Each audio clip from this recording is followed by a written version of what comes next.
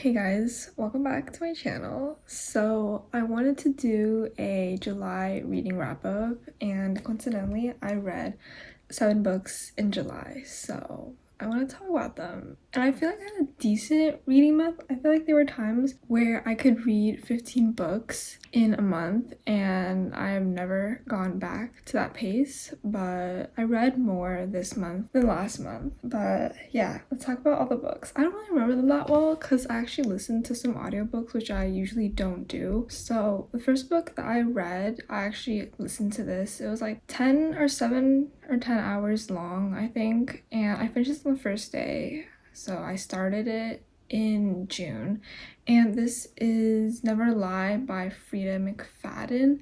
This is a thriller book, and I've had it on my TBR for such a long time, but for some reason my library only has the audio version, so I could never read the ebook. And this is about this couple who they are currently looking for a house to buy, and they find the husband's dream house is this really big mansion by itself, surrounded by snow, and it used to be owned by this very famous psychiatrist who wrote a really award-winning book, but then she mysteriously disappeared, so that's why no one really wants the house, so they can get it for kind of a cheaper price. And they go there expecting a tour from their agent, but then they get snowed in, so they're forced to stay there for a few days, and the agent is nowhere to be found. So they were really confused because the door was unlocked and it looked like someone had been living there, so they're like, oh, the agent is probably gonna come, but then she never does. So they're kind of just staying there, and the wife is there's such suspicious things going on because basically there's a big portrait of the psychiatrist and they took it down because it was creeping them out, and then some stuff happens and then she goes back to the spot and then the portrait's back up. So suspicious things are happening, and the husband is just waving it all off, and it kind of follows the trajectory of kind of the wife and her paranoia and her, she's very scared at this point, and the husband is just not having it. He doesn't really care, and he's doing his work. So it follows that timeline, and then also the history of the psychiatrist and in the past when she was living in the house and with her career and listening to her patients. So those things are kind of happening at the same time, and we're jumping back and forth, and in theory it sounds pretty good, but the wife is so, oh my goodness, I was literally trying so hard to figure out if it was supposed to be ironic or not, but I think she's genuinely just like that, because the wife is actually the most ditzy, negative IQ character. I feel it's so obvious that her husband was so suspicious from the very beginning, and then they barely know each other. So they got married really fast, and they've known each other I think for less than a year, and she doesn't know anything about his history or his past, not even his parents. He doesn't talk about it, so she doesn't push it. So I was just sitting there being this is the most suspicious husband ever. Why is she not thinking harder? And also, all the characters, I just did not like them at all. There's this drama that arises with the psychiatrist that kind of makes the whole story unfold, and the thing that she gets caught doing, in my opinion, it did not deserve the crash out and insane trajectory that it took. It just felt so unbelievable because I was literally sitting here, I was like things just did not align with the characters that were happening. It felt like it was just randomly being added for the plot to reach a certain point so that you get this really big shock factor, I guess. And there is one massive twist at the end, but I was it just didn't feel satisfying at all. I kept on waiting for something good to happen, and every time I was just rage baited again and again. But I would say that I didn't predict the last twist. I mean, it kind of kept my attention, even if the wife is literally so annoying. So all in all, and also I listen to an audio, and usually I don't prefer to do that, but I mean, you do what you gotta do. So I didn't hate it. I know I've been saying a lot of negative things about it, but I just it helped pass the time, I guess. It kind of held my attention, so I give it a 2 out of 5 stars. I don't know if I would recommend this book. I feel like if you already have it on your TBR, sure, check it out. But if you read a lot of thrillers, there are definitely better ones out there. So that was Never Lie by Freida McFadden, and I think she's really popular. So I don't know if I should continue trying to read her books or not, because this one really wasn't for me. Then I actually read this physical, and I was traveling in like a cabin in the woods when I read this book, so it was very fitting, and I borrowed it from a friend. And this is Beartown by Fredrik Backman. I have been meaning to read Fredrik Backman's books for so long, and I never got to it because they just felt very long, and I honestly don't read much fiction because I feel like I never get the deeper meanings when I read the books. But this genuinely surprised me so much. In the beginning, I will admit it's kind of slow, but once you get acquainted with all the characters, I was really invested, and like the story really gripped me. So this is about a small hockey town. I don't think it's in America. I don't know where it is, but it's in a small hockey town, and the book follows a lot of different perspectives. It follows like the grand manager of the one hockey club, and then his daughter, and then his wife, and also like there's a few star players. There's like one guy named Kevin who is very, very acclaimed. He's like their genius player on the team, and there's like an underdog player that we follow as well. There are a lot of perspectives that wrap around to kind of show the narrative of the book, and you get a really good feeling of the town throughout seeing all of these characters. In the beginning, I was like, this is too many names at once, but once you continue reading, I just got so into the flow of the story, and I was really able to appreciate like how they all kind of came together to shape this narrative. And it just was so, I don't know how to explain it without spoiling it, but a tragedy strikes the town, and then it kind of puts people like on different sides, and then there's a very strong theme of like community and family and loyalty, and it really touched me, and I wasn't expecting to be so into the book. But the way that Fredrik Backman writes is so good if you're in the mood for it. After I read this book, I went on Goodreads, and I was looking to see what other people had to say, and I agree with some of them when they were like the chapters felt like anecdotes or like fables, because they would start with like some random stuff, and then at the end it would be like one line of advice that encapsulates the story that was just said. And I guess I noticed that every single time, but I wasn't too annoyed by it. But some people were like tired of him preaching whatever at you. I just really enjoyed it. I think it really drew me in, and I was like on the edge of my seat when I was reading it near the end because I really want to see what would happen. And it kind of made me excited to read the rest of his books, because I've been meaning to read his books for a long time, but I haven't gotten to it. And yeah, just reading this in like the setting of being in the woods in a cabin was really fitting, so it all kind of came together. So yeah, I give it a 4 out of 5 stars, and I'm looking forward to reading more of his books, but I'm not in like a particular rush to do so. Okay, the next book I started so long ago. I can't remember when I started this, probably months ago, and I have the physical of it, which was why I was able to take a break from reading it, because I was reading like library holds. But this is The Ocean at the End of the Lane by Neil Gaiman. I wanted this cover specifically. I don't like their new covers with like the white background and like the splash of color. I'll put it up on the screen. I didn't really like that, so I got the mass market paperback, and it's so, I really like the cover. It's so cool.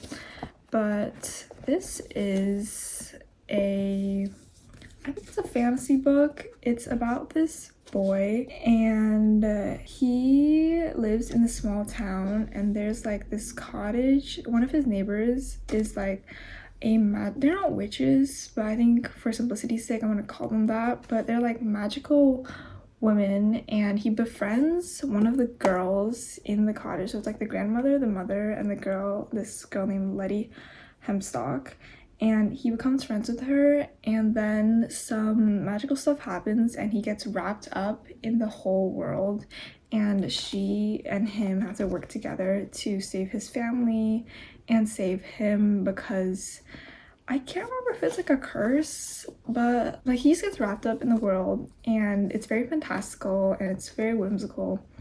It kind of felt very gritty and dreary because for a lot of the time he was like soaking wet and like suffering and getting blasted and like caught in the brambles. I would say this is a very good maybe fall winter book. I have read Good Omens by him before. It's the only other book that I've read by Neil Gaiman, and I think that Good Omens is more light and kind of offbeat, but this one is surprisingly dark. I feel like the stuff that the little boy goes through was so, I was like, man, isn't he like, how old is he? He's like 7, and then all this stuff is happening, so I was like, I hope he comes out okay. Yeah, it was surprisingly dark, which I actually really liked, but I wasn't expecting it to be like that. So if you're thinking that this is kind of similar to the vibe of Good Omens, which to me is very comforting, this one is a little grittier, but it was still good. I didn't connect with the story very much, but I would recommend if you want to read more Neil Gaiman. It was a pretty interesting story. I could very imagine, like, there was a very distinct feeling of like right after it rains in a small town, they're all wearing like rain boots and they have all of their gear on. I could really imagine that, like the smell of the road right after it rains just reminds me of the whole vibe of this book. So that is The Ocean at the End of the Lane by Neil Gaiman. I gave it 3 out of 5 stars. Oh, and I also read Stardust, and I feel like Stardust and Good Omens are a little more similar than this. The next book that I read, I was thinking about, and I wanted to read it before it even came out, and that is because it's by Ali Hazelwood, and it's her newest book. I think this came out in June, I don't know, but it's Problematic Summer Romance by Ali Hazelwood. And this is not, it's not like, it's kind of a continuation. It has the same characters from Not in Love, which follows Eli and can't remember what her name is, but Eli's co-worker is this guy named, I don't know how it's pronounced, I would say Connor Harkness, and he's like 40 years old or something. And then Eli's little sister Maya, who is like, I think she is in her early or mid 20s at this point, and it's a romance between the two. So the thing that like Ali Hazelwood is talking about is like age gap romance, and this is I don't know exactly, but I'm gonna say, I think I can confidently say it's at least 10 years. It might be 15 years against, I don't really know. And it's a romance book about the two of them. I think that it had like the perfect like Ali Hazelwood quality to it, which will always make me want to read a book, but I feel like it was a little repetitive at some points. Basically, it takes place in Italy, which is so nice because Eli is getting married. I can't remember what the woman's name is, but he and her are getting married in Italy, and that's how Maya and Connor kind of reunite, because before, Maya was studying abroad in Edinburgh, I think, or she's somewhere in Europe studying abroad because she's like a physicist.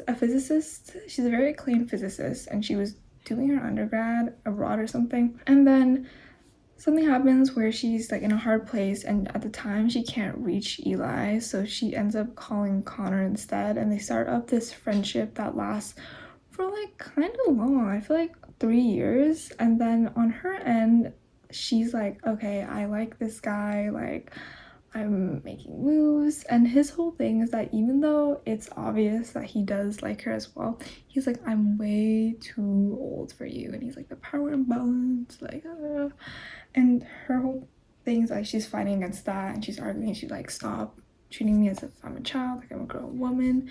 And I definitely got that kind of argument, but it felt like I literally felt so bad for Maya because she would like make moves and then get rejected, and it felt like she was talking to a wall at some point. Like it kept on going back and forth, and he kept on having the same argument, but I just didn't really know what suddenly made him like swap all of a sudden. I guess like she wore him down eventually, because it's very much back and forth, back and forth, back and forth, because he like cares about her, so he does nice stuff and he's like kind of protective of her, and then in return she's very flirty and she like has the banter, and he's like, oh, you're too young for me. So then it just kind of went back and forth. So I feel like I got a little tired of it, which is why I gave this book a 4 to 5 stars, but it was still good. I feel like I didn't describe their characters very well, but Connor is very,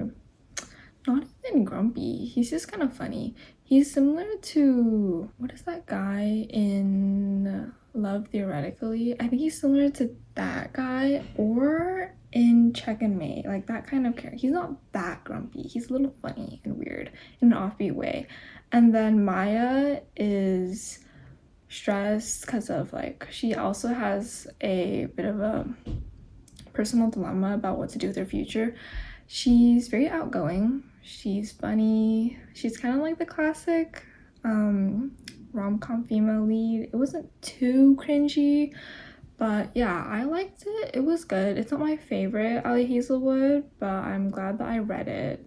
And yeah, I don't know if I explained it very well, but that is Problematic Summer Romance by Ali Hazelwood. Next, this book I actually was gonna do a separate video about, and it's probably gonna come out after this one, but I literally was like crashing out over this book, and I think in all the books this year, this one, because I was also reading it physically, I was like, I could really take my time, and I was like rereading stuff, and I was just looking at it, and like all these emotions were coming from me, and it's like been so long since a book made me this like in disbelief, and not in a good way. But the book that I'm talking about is Fourth Wing by Rebecca Yarros. This I think is so popular, everyone already knows it, but this is a YA fantasy book with romance subplot. That's what I assumed going in, but now I'm gonna say it's like a romantasy book with like a little bit of a fantasy subplot. But it is about this girl named Violet Sortingale, and she is in the scribe quadrant originally. So in the world, there are like these 4 different career paths that you can go to, and she is originally going to be like a scribe, but then her mother is the general of the rider quadrant. So she gets forced to join the tryouts to become like a dragon rider. And it follows her first year trying to survive all the trials and like murder attempts.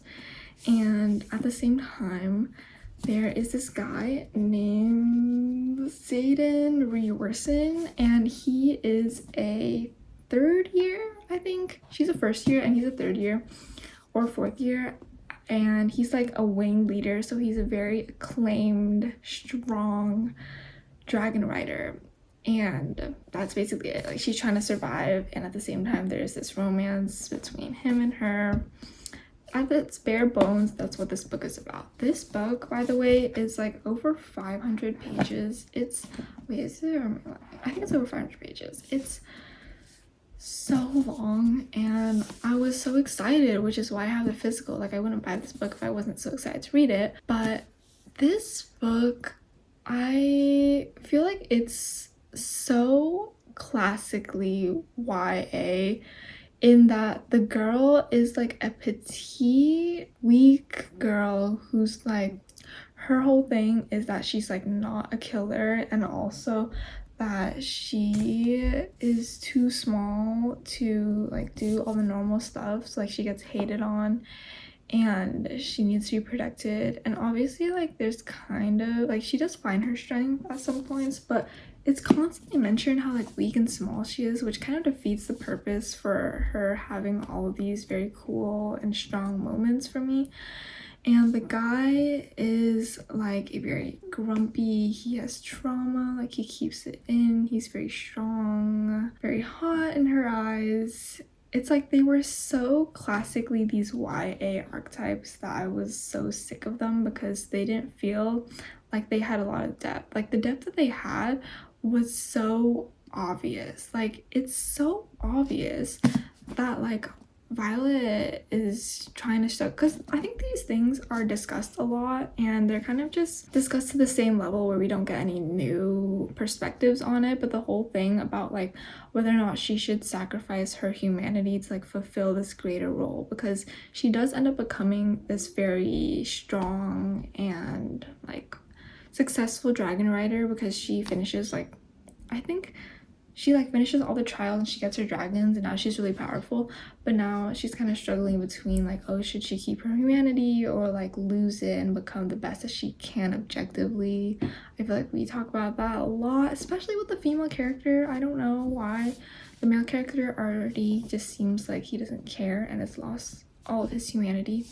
But Xaden's whole thing is that like he has some trauma and he of course has secrets and Violet finds out about them. Then they get into like their very late third act conflict. This book was so romance heavy, and because I really didn't care for the romance, and honestly I found their banter to be very weird, very awkward, and it was just like, why are you speaking in this way is what I kept on thinking when reading this.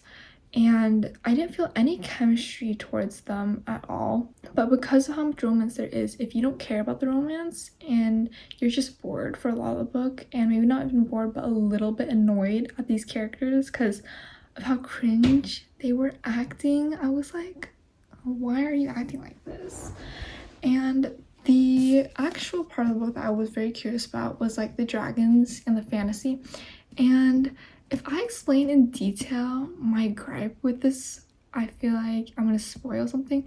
But the dragons and the whole fantasy world building to me felt like it was a device to propel Violet and Xaden towards each other. Like it was used as a romantic ploy for them. And I was just like, there's like the things that were being explained, I was like, why? Like there's no logic and there's no lore. I just felt like this is this so that Violet and Xaden can get together faster. And it was like forced proximity because like the dragons are mated, so they have to always be together. He can't be like 3 days apart from her. And I was like, yeah, I don't know about this book. And there was seemingly I was like, where is it going? Because she keeps on like surviving these murder attempts, and then she also just has these random trials that seemingly pop up out of nowhere, and she just succeeds, and like she shows her intelligence, how cunning she is, and then she's just like falling for him. And then in literally like the last, I want to say 75 to 100 pages of the book, all of the action happens at once, and it's actually just like whiplash. Like why is this book the way that it is? I don't know. I think the reason why people like it so much is because they really, really enjoy the romance, because I didn't enjoy the romance, and then I just became so tired of it all, and I didn't like Xaden, and I didn't like Violet, and I don't know. I came into this really, really wanting to like it because I wanted to read like a fantasy that was very transportive, and I could really delve into the world. And I'm disappointed to say that this really didn't do that. I don't know how to explain this book, except that it kind of feels outdated to the fantasy that I've been reading recently. It kind of feels like how YA fantasy was written before, but people maybe like that nostalgia. Those are my thoughts on Fourth Wing by Yarros. I gave it 2 out of 5 stars. Yeah, I don't know how to explain it. It was so absurd at times too that I was literally in disbelief, specifically after Violet gets her lightning powers. All of the romantic stuff with her lightning powers, can't even believe it. I was like, no, what am I reading? Yeah. Anyway, I will stop talking about this now because I feel like I have nothing more coherent to say, but that is Fourth Wing. I have a physical, like what am I gonna do with it now? The next book that I read, I was trying to read my whole physical TBR, so I think August will be a lot of physicals. I started to read them in July, and the next book that I read, I had seen, I don't know where I had seen it, on TikTok? I don't know, but I had been seeing these kind of books. Here it is, by the way. These books published by, who's the publisher that does all the blue covers? Fitzcarraldo Editions. The publisher Fitzcarraldo does these like blue covers. I think they were so sick, so I wanted to get one. It was kind of expensive too. But this book is Drive Your Plow Over the Bones of the Dead by Olga Tokarczuk. I don't know. I think I definitely butchered that. But this is a fiction book. It's not too long. It's, I think, a little over, it's like 270-ish pages. And it's a fiction book set in this Polish village. And this woman in her 60s, Janina, she is the caretaker, I think, of all the houses in the villages. Like, she keeps track of them, and she goes to make sure that they're all okay in the winter. And in this really small town, hunting is a very big thing. So like there's a whole hunting club, like her neighbors hunt, even the, what is it? Is it a pasture? Like someone in the church hunts too. And she has these 2 dogs and they disappear. And at the same time, members of the whole like hunting troop start dying. And it's kind of a mystery at the same time while it's also a fiction book, because we are seeing this from Janina's perspective, and I'm assuming that she's also the one who's like writing this, because she kind of goes on these random rants about like astrology and her history and kind of her past. It's very good for winter. I think I really like the vibes with all the snow and kind of the mystic quality of like the animals.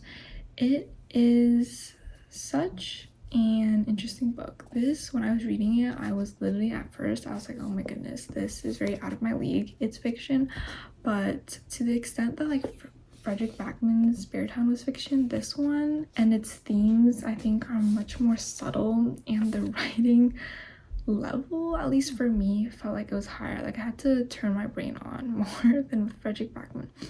But the writing is so good, because I like how it's able to be both lyrical and philosophical, but also have these really funny offbeat moments. Like I was not expecting this book to be funny. I had seen reviews where people were saying that it was funny, but I would never believe them, because I was like, I usually don't find books very funny. But this had really clever and witty one-liners, and I was like, wow, I am so into this book. It was just such an adventure and such a great surprise. I can't really explain it because there's so many different things that are going on, but it discusses, I'm reading the back, of the themes of the perception of madness, injustice against marginalized people, animal rights, and the hypocrisy of traditional religion, belief in predestination. So there are a lot of very interesting themes that are being discussed, and I think it is so masterfully done. I was like really in awe of how clever the author is. There's so many little nuances, and also like the translator, Antonia Lloyd-Jones, does a really great job. I feel like it was a very natural translation, and there's just so many little things that when you realize details, like Janina, the old lady whose perspective you're following, and then you like catch them in later chapters. I only caught it once, but I was like, wow, I just could appreciate all the detail and the little nuances that went into this book. And I'd say at its core, it's a fiction book. There is a little bit of mystery, again, with like the hunting troop dying, but I think if you were here solely for the mystery, you wouldn't like it as much, because it's not all centered about it. It kind of is a more fiction book, and it was just so fascinating, and there were so many good quotes. Literally, I kept on like noting down the quotes because I just liked it so much. I was like, wow, I'm very glad that I read this. It was a very insightful book. And yeah, I'm excited to read the rest, not the rest, but like more of this author's books. But yeah, this is Drive Your Plow, The Bones of the Dead. I gave it a 4 out of 5 stars. It's very impactful. I feel like I think of it very fondly. Yeah, it was just so great. So the final book that I read in July is another audiobook. I wasn't expecting to listen to so many audiobooks this month, but that's how it ended. And the book is The Millhouse Murders by Yukito Ayatsuji. I have had this on my TBR for such a long time, and I knew that it was like a mystery book. That's basically it. It follows this guy, and he wears like a mask over his face because he got into a really tragic accident that disfigured it. And he has a very young wife named Yurie, and every year he lets like all the art enthusiasts come into his house to take a look at the private collection of his father's artwork. And there's like one painting that he will never let anyone see, and every time they come they're always begging him, being like, how can I find this like one special painting, because they all want to see it. And this time when he lets them all go, one of them ends up stealing his paintings and also disappearing as well. So then it kind of delves to a mystery and being like, what happened, like where did he go? There's also like a history of the house where a year prior this woman fell from the tower where the young wife currently stays, and that kind of was never solved. And there's like one of the people who come there who's a detective who's trying to solve that, and also the current mystery that's going on.